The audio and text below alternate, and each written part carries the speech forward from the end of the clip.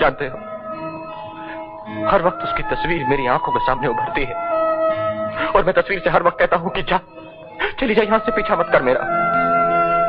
लेकिन हर बार उसका चेहरा ऐसे उभरता है मेरे सामने जैसे बादलों में से चांद निकल आया हो। अरे यार,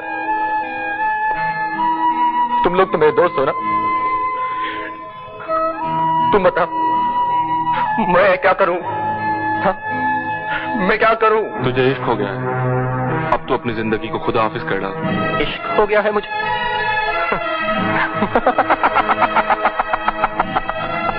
मोहब्बत हो गई है मुझे। राजा को मोहब्बत हो गई है।